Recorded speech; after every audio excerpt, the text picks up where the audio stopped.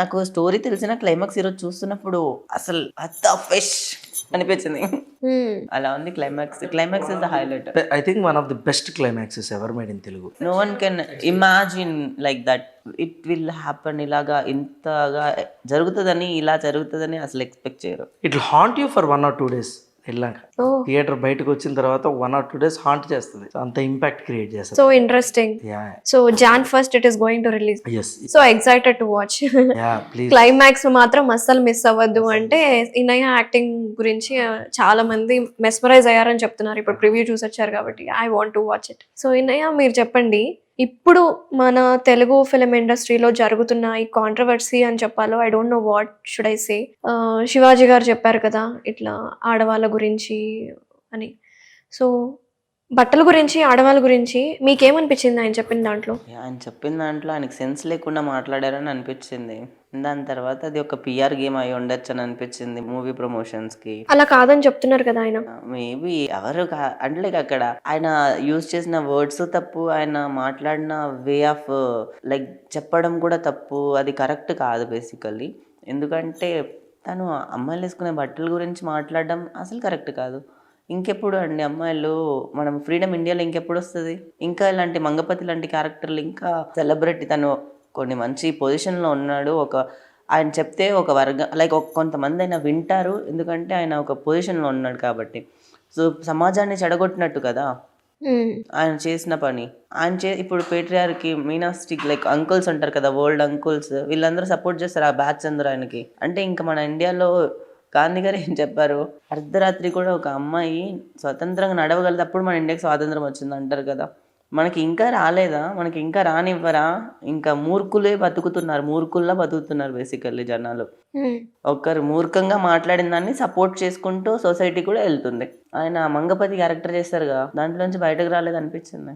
అంటే ఆయన యూజ్ చేసిన అన్పార్లమెంటరీ వర్డ్స్ కాదు, ఎలాగా అండి. ఇప్పుడు మెన్కే సొసైటీ, ఇప్పుడు ఒక celebrity men or women, men వెళ్ళినా కూడా అదే ఫేజ్ లో అలానే జరుగుతుంది. అవునా కాదా? జరుగుతుందా కాదా? మాబింగ్ జరుగుతుందా కాదా? అలా ఒక అమ్మాయి వెళ్ళినప్పుడు జరిగింది అంటే అది రాజాసాబ్ హైప్ ఉంది ఉన్న మూవీ, ప్రభాస్ గారి ఫ్యాన్స్ ఉంటారు, అలాంటప్పుడు ఖచ్చితంగా జరుగుతుంది. That is not about her dressing style కానీ, తను వేసుకున్న బట్టల గురించి కానీ, దాని గురించి అక్కడ మారిపోదు.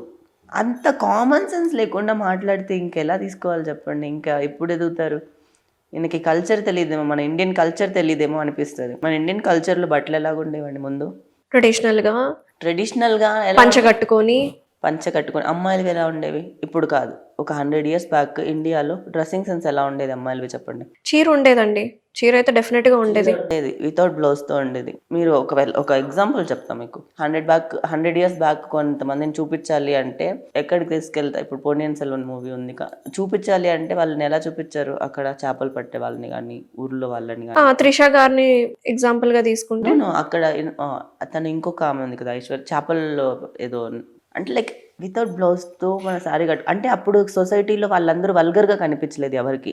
అప్పుడు మెన్ వాళ్ళని వల్గర్గా చూడలే బేసికల్ చెప్తున్నా నేను. అంటే మనకంటే ముందు పాత కాలం వాళ్ళందరూ ఆడవాళ్ళని అలా చూడలేదు. కొలిస్తే దేవతల్లాగా కొలిచేవాళ్ళు, లేదా కాళీమాతలాగా లైక్ భయపడేవాళ్ళు, అంతే తప్పితే ఇప్పుడు మెన్ లాగా ఇన్సెక్యూర్ అయితే ఫీల్ అయ్యేవాళ్ళు కాదు. అంటే అనసూయ గారు అన్న మాట ఇన్సెక్యూర్ అనే మాట మీరు కూడా అదే అంటున్నారు? No, I personally feel like insecure men. I'm just asking your opinion. మీరేదో it's your opinion. ఎవరికి వాళ్ళ ఒపీనియన్స్ ఉంటాయి, నాకు ఒక ఒపీనియన్ ఉంటుంది. Men are not men these days. They are not men basically. Men అన్నప్పుడు men will not be men అండి forever. Yeah, agree. మీరు చేసిన సినిమా 1980s బ్యాక్గ్రౌండ్ సినిమానే చేశారు. లైక్ 1970s 60s ఆ టైంలో కావచ్చు, అంటే కొన్ని డెకేడ్స్ బ్యాక్ అని చెప్తాను, ఆ టైంలో ఈ కిస్ సీన్స్ కావచ్చు, ఇంటిమేట్ సీన్స్ కావచ్చు, ఎక్స్పోజింగ్ కావచ్చు, క్లీవేజ్, ఇటువంటి ఏం లేవు. అయినా సరే సినిమాలు ఆడే కదా. But why this kind of exposing చేస్తున్నారు? వై ఎక్స్పోజింగ్ అనేది ఇంపార్టెంట్ అంటున్నా? అన్ని సినిమాలకి నాట్ రిక్వైర్డ్ కదా ఎక్స్పోజింగ్. కొన్ని స్టోరీ డిమాండ్ చేస్తే జరుగుతుంది మూవీలో.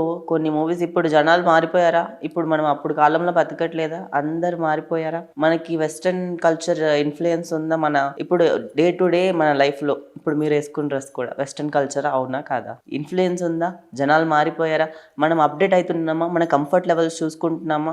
మనకి న్యూ లైక్ థింగ్స్ అవన్నీ తెచ్చుకుంటున్నామా? ఏఐ అని ఇలా అని ఇలా అని అంటే నేను అనేది అన్ని ఎక్స్పోజింగ్ అప్డేట్ అంటే అవుతున్నాం కాబట్టి అన్ని అప్డేట్ అంటే అవుతున్నాయి. I'm covering my all I'm not telling about that western culture గురించి వెస్టర్న్ నేనేమంటున్నానంటే పాత మూవీస్ లో ఇట్లా ఎక్స్పోజింగ్ ఓవర్ ఇంటిమేట్ సీన్స్ అవి లేవు కదా, ఇప్పుడు ఎందుకు ఎక్కువ ఉన్నాయి అని అంటున్నా. changed, movie also changed, industry also changed, people also changed. Everyone like western culture. అలానే ఇండియన్ కల్చర్ని ఎక్కడ తక్కువ చెప్పట్లే, ఇండియన్ కల్చర్లోనే ఉంటూ we're adapting western culture and western world. Now we're in like living in urban cities, we're in smart cities. మనము అన్నీ ఎదుగుతున్నాము, అన్నీ మారుతున్నాయి, అన్ని కల్చర్ మారిపోతూ వస్తుంది. సో ఇలాంటప్పుడు మూవీస్ కూడా ఇప్పుడు ప్రజెంట్ ఉన్న కల్చర్కి తగ్గట్టు రావడం తప్పు కాదు. It depends on the character అని చెప్తారు. It depends on the story. Me opinion ఏంటండి ఆయన అన్న దానికి? సింపుల్ అండి, ఇట్స్ ఎనీబడీస్ పర్సనల్ చాయిస్ అంటే నేను అంటాను ఒకటి. నెక్స్ట్ ఏంటంటే శంకరాభరణం ఇప్పుడు తీస్తే చూస్తామా? లేదు లేదు, కాలం పరంగా మనం అప్డేట్ అవ్వాలి. చాట్‌జీపీటీ వాడుతున్నాను. నేను ఇంత చెప్పాను, మీరు ఒక డైలాగ్ లో కొట్టేస్తారా సార్? మీరు సూపర్ సార్, అందుకే డైరెక్ట్ రైటర్ అండ్ డైరెక్టర్ కదా. So basically we have to get updated అండి, సింపుల్. ఇనియా గారు కూడా చెప్పిన ఒక పాయింట్ అండి, అంటే తను చెప్పిన పాయింట్ కొంతమంది కనెక్ట్ అవ్వచ్చు, రైట్ పాయింట్. ఒకప్పుడు ఆడవాళ్ళు అంటే మీరు అన్నాడు డ్రెస్ బ్లౌజ్ అనేది ఉండేది కాదని, దట్ ఈస్ ఆల్సో ట్రూ. టెంపుల్స్కి వాటికి వెళ్ళినప్పుడు చాలా వెరీ వెరీ బ్యూటిఫుల్ ఇవి శిల్పాలు ఉంటాయి. సో వేర్ అంటే ఆ డ్రెస్సింగ్ ఇది కూడా హాఫ్ నేకెడ్ బొమ్మలు అవన్నీ ఉంటాయి. నోవేర్ అప్పుడు అవన్నీ రియాలిటీ నుంచే కదా ఆ శిల్పాలు చెక్కారు. ఇవాళ ఏమి కొత్తగా ఏమి చెక్కినవి కాదు కదా, 560 years బ్యాక్ చెక్కినవి. So you don't know what happen 500 years back.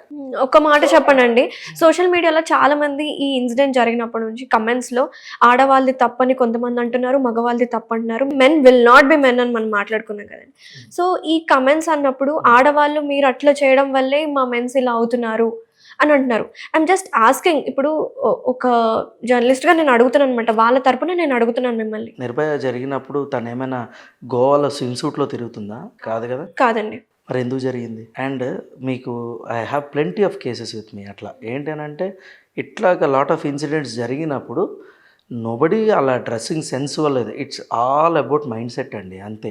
మన ఇంట్లో ఆడపిల్లలు ఉన్నారు, ఎవరికైనా ఇలాంటి థాట్ వచ్చినప్పుడు అరే బాబు మీ ఇంట్లో కూడా ఆడపిల్లలు ఉన్నారా అని ఆలోచిస్తే బాగుంటుందేమో అన్నది నా ఒపీనియన్. సో బేసిక్లీ ఏంటంటే ఇట్స్ నాట్ అబౌట్ ఒక డ్రెస్సింగ్ సెన్స్ వల్ల, లేదంటే ఆడవాళ్ళు 9 తర్వాత బయటికి వెళ్ళకూడదు, 10 తర్వాత బయట.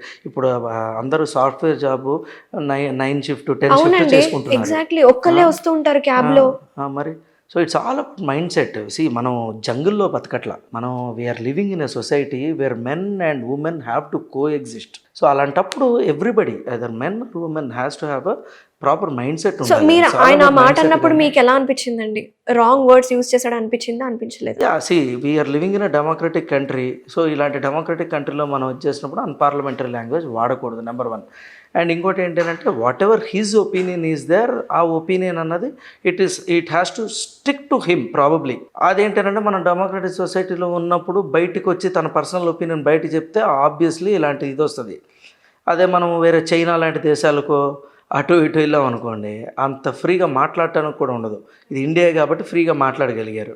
And he has to face the backlash, అది 100% ఉంటుంది. ఐఎమ్ నాట్ తనని సపోర్ట్ చేయట్లేదు, రాదర్ నేను ఇది చేయట్లేదు, it is his personal choice. తనకు అది అనిపించింది మాట్లాడాడు. బట్ అన్పార్లమెంటరీ లాంగ్వేజ్ వాడి ఉండకూడదు Shivaji sir, but unparliamentary language వాడారు. బట్ డ్రెస్సింగ్ సెన్స్ గురించి ఎవరి ఒపీనియన్ వాళ్ళకండి, మీకు మీ ఒపీనియన్ ఉండొచ్చు, నాకు నా ఒపీనియన్ ఉండొచ్చు. ఇప్పుడు చాలా మంది సోషల్ మీడియా యాక్సెస్ వల్ల they have right to comment కావచ్చు, రైట్ టు టాక్. వాళ్ళు మాట్లాడుతున్నారంటే వాళ్ళ ఒపీనియన్స్ షేర్ చేసుకుంటున్నారు, మళ్ళీ వాళ్ళు అన్న మాటని ఎందుకు పోక్ చేస్తున్నారండి? అందరూ మాట్లాడరు కదా, ఎవరో పని పాటలు లేని ఉంటారు కదా, వాళ్ళే మాట్లాడతారు సోషల్ మీడియాలో కామెంట్స్లో. మీరు నిజంగా వర్క్ చేస్తున్నా ఎవరో బిజీగా ఉండి వాళ్ళందరూ వచ్చి సోషల్ మీడియాలో కామెంట్ల గురించి వచ్చి మాట్లాడతారు. లేదండి, వాళ్ళు కామెంట్లో వచ్చి చేసే అంత టైం ఉంటుందా?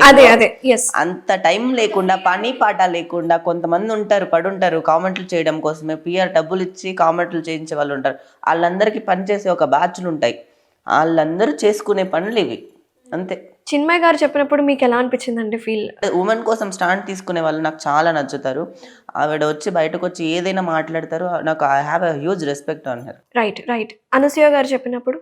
ఆబ్వియస్లీ తను కూడా బోల్డ్గా మాట్లాడగలుగుతుంది. అందరూ ఎవరైనా కూడా ఇప్పుడు ఒక 10 మందిని ఉద్దేశించి అన్నారు, కానీ ఆ 10 మందిలో ఒక్కరైనా ఎదురు తిరిగితే ఏమవుతుందంటే మిగిలిన వాళ్ళ ఎవరికి కూడా అన్యాయం జరిగినా మిగిలిన వాళ్ళందరూ కలిసికట్టుగా వస్తారని చెప్పి, యూనో ఆ ఒక్కరికి ధైర్యం లేకపోతే ఏమవుతుంది, మిగతా అందరు అణిగిపోతారు అక్కడ.